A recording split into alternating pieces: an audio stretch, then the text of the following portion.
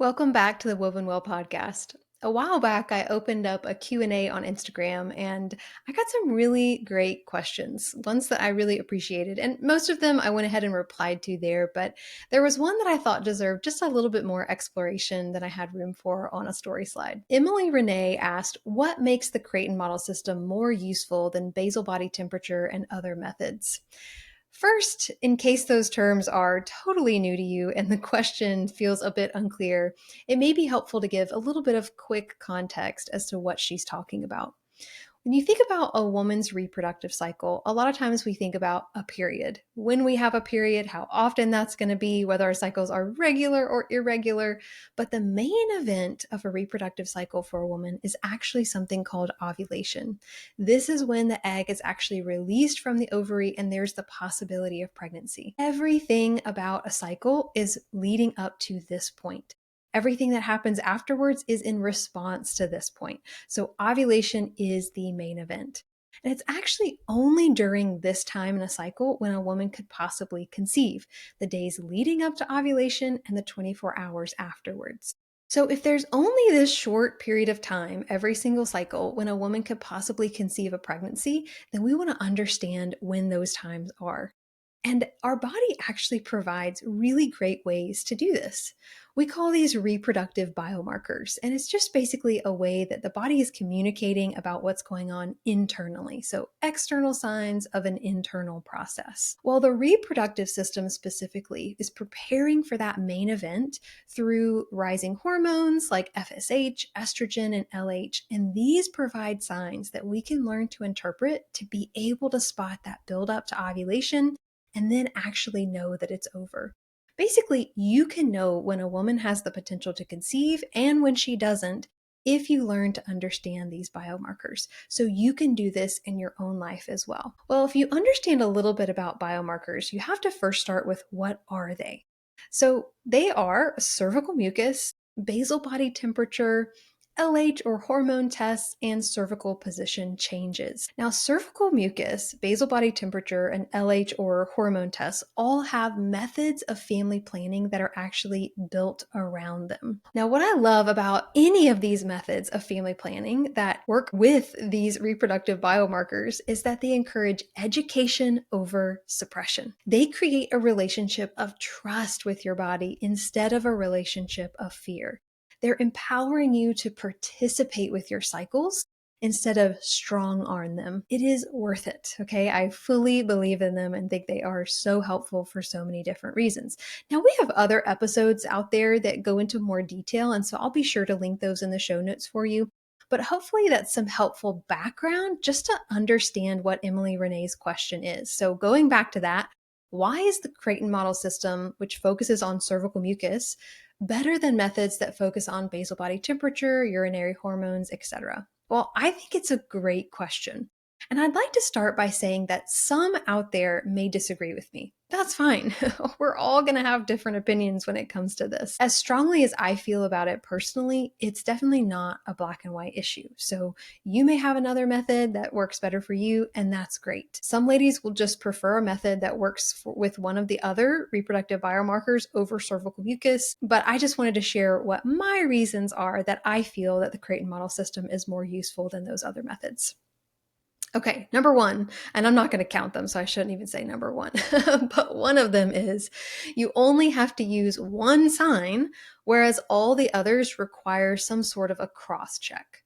So, family planning methods that use basal body temperature or urinary hormones, they also want you to use cervical mucus. It's just that good.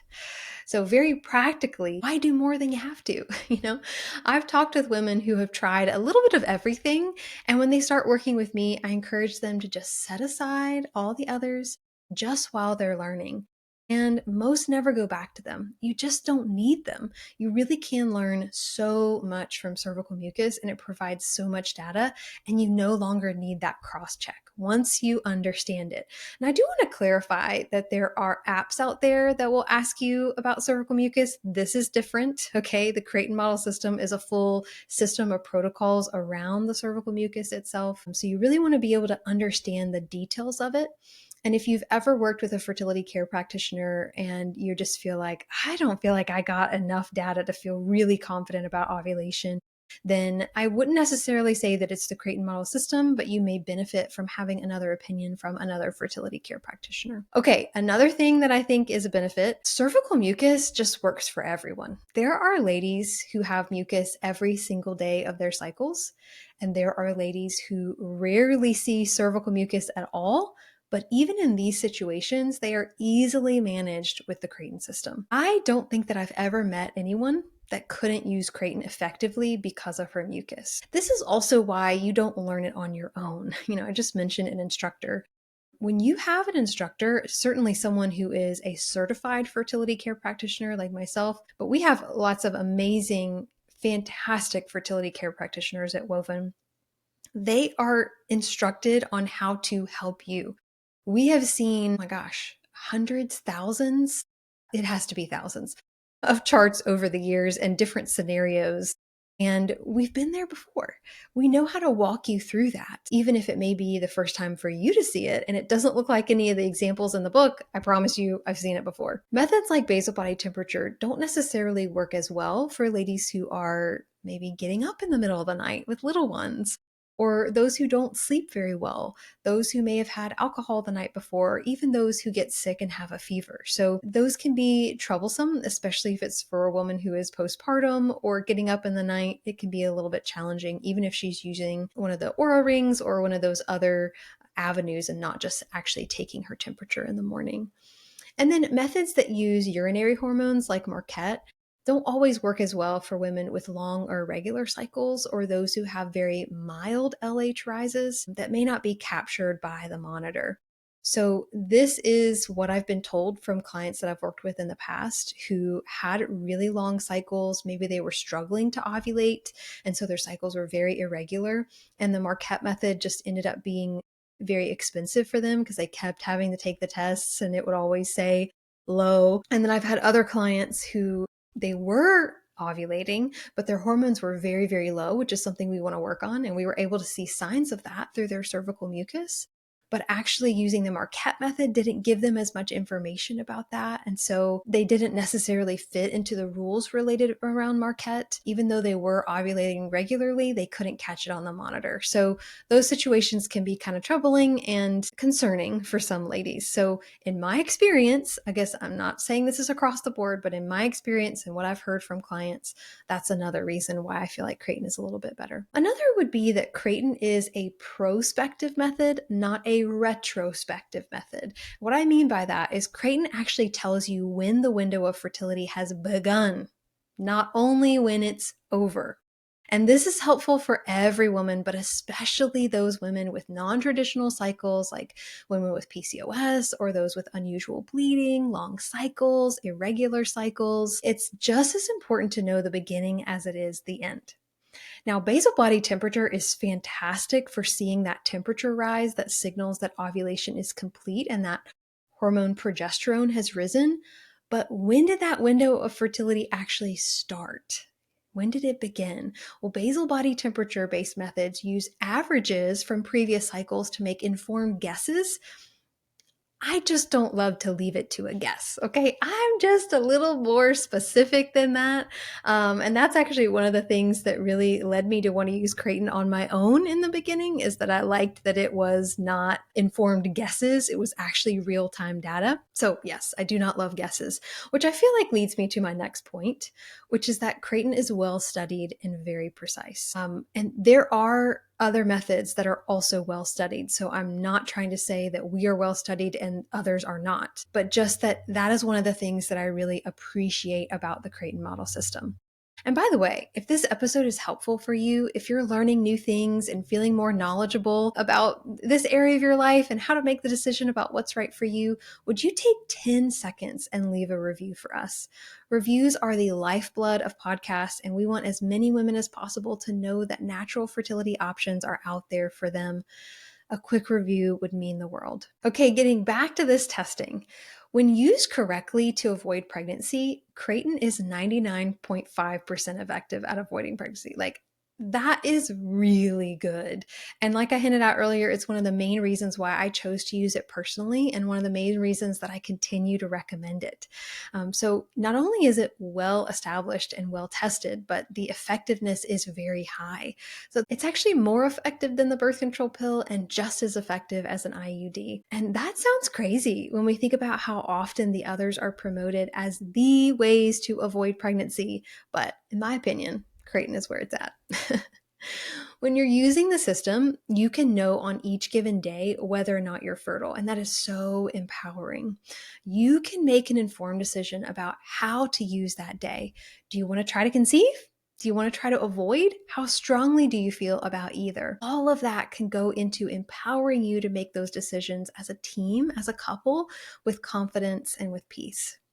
All right, finally, the Creighton method gives the most medical data. This is going to be the last reason that I talk about today, although I do think that there are even more reasons. But the fact that Creighton gives incredible amount of medical data is a huge reason why I think it's worth it.